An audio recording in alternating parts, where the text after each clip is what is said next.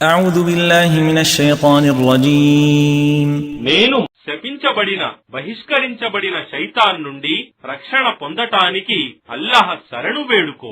لو كان عرضا قريبا وسفرا قاصدا لاتبعوك ولكن بعدت عليهم الشقة وسيحلفون بالله لو استطعنا لخرجنا معكم يهلكون أنفسهم والله يعلم إنهم لكاذبون.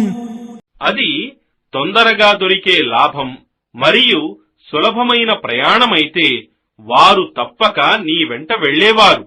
కాని వారికది తబూక్ ప్రయాణం చాలా కష్టమైనదిగా దూరమైనదిగా అనిపించింది. కావున వారు అల్లాహ్పై ప్రమాణం చేస్తూ అంటున్నారు, మేము రాగల స్థితిలో ఉంటే తప్పక మీ వెంట వచ్చి ఉండేవారము.